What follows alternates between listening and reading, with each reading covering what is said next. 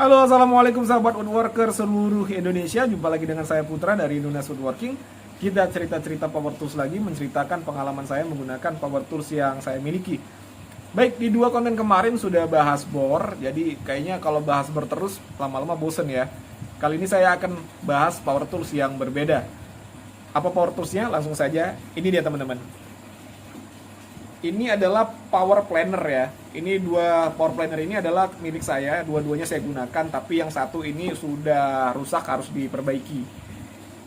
Jadi saya akan ceritakan bagaimana feels menggunakan kedua power planner ini kepada teman-teman semua. Yang pertama adalah Black & Decker. Ini Black & Decker tipenya KW712. Kelihatan nggak teman-teman? Maaf ya kalau nggak kelihatan ya, soalnya kameranya jelek nih. Juga pencahayaannya juga kurang bagus. Saya mohon maaf kalau videonya kurang enak untuk dilihat. Tapi ya ini kita sharing-sharing aja ya. Ini kondisi di workshop saya malam hari. Ini Black & Decker tipe KW712, wattnya 650 watt. Ini adalah power planner yang pertama kali saya beli. Salah satu power tools yang pertama kali saya punya pada saat saya memulai hobi woodworking. Jadi saya dulu beli 3 power tools. Yang pertama kali adalah itu yang jigsaw, itu yang terpampang di belakang tuh ada jigsaw ya, Black & Decker. Ini power planner dan juga bor. Ada bor Black & Decker saya dulu yang cordless tapi udah saya jual teman-teman. Baik, pada saat saya memulai hobi woodworking, itu pekerjaan proyek pertama saya adalah membuat loft bed ya, tempat tidur loteng yang di atasnya tempat tidur, yang di bawahnya bisa dijadikan ruangan kerja. Jadi itu proyek pertama kali yang saya buat. Sebenarnya di situ saya belum hobi woodworking ya, saya hanya melihat di YouTube itu kan kok bagus ya orang buat loft bed tuh kok bagus. Jadi rumahnya sempit jadi bisa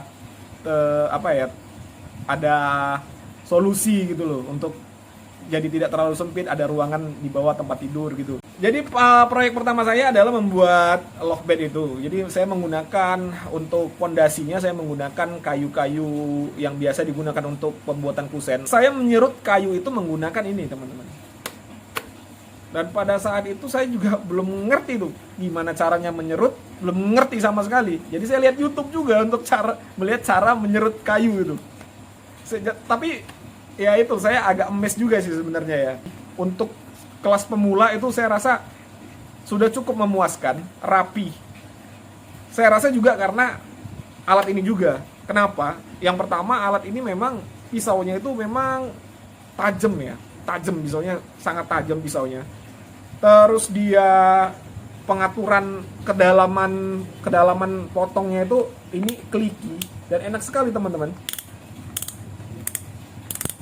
Pengaturannya itu banyak. Ini ada sekitar 1, 2, 3, 4, 5, 6, 7, 8, 9, 10 ada 10 tahapan kedalaman untuk penyerutan kayu. Ada 10 tingkatan. Jadi ya biasanya kan kalau kita menyerut itu kan ada biasanya adalah kayu-kayu yang agak lebih tinggi, agak lebih rendah, itu biasanya ada ya. Tapi saya menggunakan ini itu untuk pemula ya, untuk profesional ya mungkin itu nggak ada apa-apanya. Tapi untuk sekelas pemula pada saat itu yang baru pertama kali menyerut kayu menggunakan power tools, hasilnya cukup memuaskan. Pada saat saya lihat sekarang, bagus juga nih hasil serutan saya. Ya, agak sedikit narsis ya, tapi memang hasilnya seperti itu. Untuk getaran sendiri pun dia saya rasa stabil untuk getaran. Tapi ada kurangnya juga. Kurangnya adalah yang pertama, pisaunya ini dia nggak seperti pisau power planner pada umumnya ya. Ini agak berbeda. Jadi ya gara-gara pisau ini juga sih alat ini jadinya rusak. Ini udah beberapa lama saya gunakan. Jadi udah sering ya saya gunakan ini untuk proyek-proyek saya seperti membuat tempat bunga, membuat rak-rak yang lain ya. Menggunakan kayu-kayu yang cukup keras sehingga mata pisaunya ini tumpul. Jadi karena susah sekali untuk mendapatkan pisaunya ini di pasaran ya. Saya nggak tahu ya kalau di Jakarta mungkin ada kali ya, di tempat-tempat LTC Glodok atau yang lainnya itu mungkin ada. Tapi di daerah Tangerang, daerah tempat saya itu susah sekali untuk mencarinya. Bahkan di marketplace sendiri, di toko-toko online itu juga agak-agak susah mencarinya ya. Saya sekarang belum pernah melihat lagi toko online apakah ada jual atau tidak. Jadi karena sudah tumpul, saya inisiatif untuk mengasah sendiri. Jadi saya buka, ini saya buka semua, ini bawahnya saya buka. Ini agak susah juga ya saya buka, membukanya juga agak susah. Ini kan ada baut yang hitam ini nyelip ya. Jadi kunci itu sangat susah untuk masuk. Tapi saya bisa kemarin membukanya.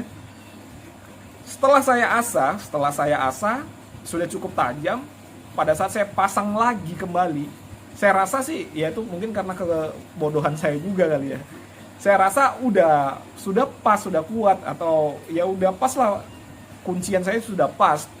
Tapi pada saat saya nyalakan, ternyata pisaunya menghantam base-nya ini teman-teman. Di dalam ini, tapi di dalam ya, bukan di luar ya. Pisaunya menghantam base-nya ini. Jadi bearing putarannya ini sudah nggak stabil lagi, udah nggak apa ya istilahnya, nggak sinkron lagi lah, nggak center lagi, udah oleng ke sana ke sini. Saya gunakan untuk menyerut kayu lagi, udah potongannya tuh udahlah amburadul teman-teman. Jadi karena alasan itu saya pensiunkan, yaitu tadi gara-gara susah mendapatkan mata pisau dan juga gara-gara kebodohan saya itu tadi. Bukan karena alat ini jelek ya, ini nggak jelek sama sekali, ini bagus. Cuman ya itu kelemahannya, mencari spare partnya itu agak susah. Tapi ya itu juga sih sebenarnya sih plus minus ya nggak ada alat yang sempurna. Terus yang kedua kita bahas yang ini teman-teman. Ini modern M2900, untuk wattnya dia adalah 450 watt. Maaf ya kalau teman-teman nggak kelihatan ya, maaf ya. Biar saya kasih tahu ya. Nah, kalau ini sendiri, ini kan bentuknya kan kita tahu lah sama-sama ya. Ini OEM Makita. OEM Makita otomatis spare partnya banyak ya. Ya bukan dia doang yang bentuknya seperti ini. Ada NRT, Ryu, bahkan Dongcheng juga bentuknya mirip-mirip seperti ini. Saya rasa sih OEM-nya untuk spare partnya tidak usah ragu lagi. Untuk spare part dia gampang, terus harganya juga murah. Karena ini rusak, pada saat itu ini rusak, jadi mau nggak mau saya pada saat itu sebenarnya sudah janji sama temen untuk membuatkan suatu rak. Jadi harus selesai pada hari itu. Gak enak kan udah janji harus selesai pada hari itu, tapi power planner saya rusak.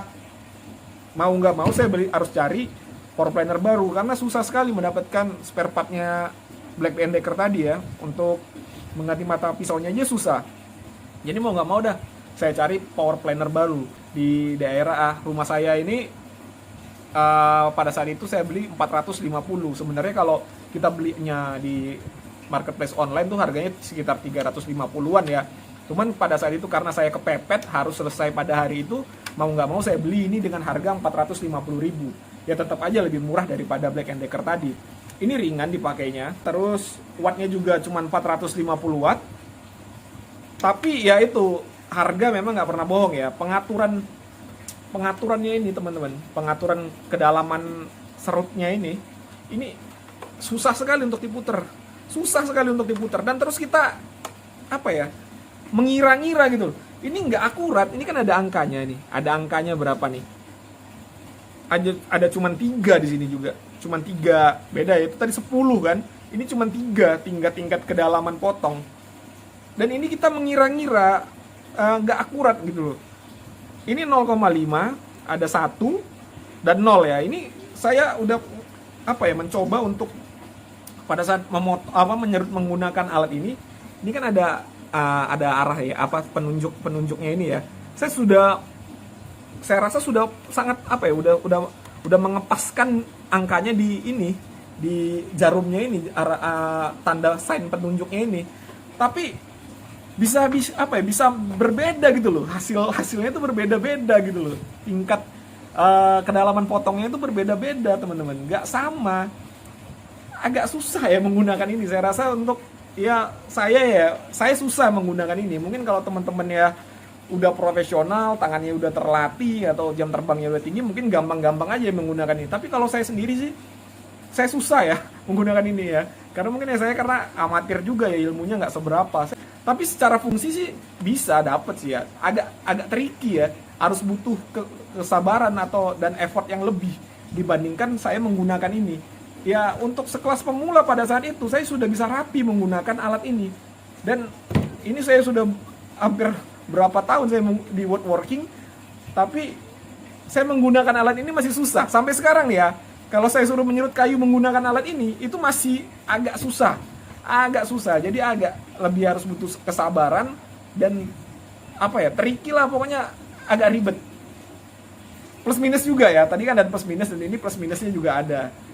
Jadi kesimpulannya begini teman-teman, kalau teman-teman itu pemula di dunia woodworking atau ya woodworker yang skillnya pas-pasan seperti saya ini, ada baiknya teman-teman menggunakan ini aja, beli ini aja teman-teman. Ya untuk spare part mungkin kalau sabar mencarinya ada, lebih baik ya sebelum tumpul ya kita sudah restock untuk spare part ya. Ini sangat enak lah digunakan. Untuk pemula enak digunakan. Terus kenapa sangat cocok untuk pemula? Dia ada fitur safety. Ini fitur safety-nya. Ini trigger lock ini teman-teman. Jadi dia ini nggak akan bisa ditekan. Nih trigger ini nggak akan bisa ditekan kalau ini tidak ditekan. Jadi harus ditekan dan sambil ditekan. Kurang lebih seperti ini ya. Nah,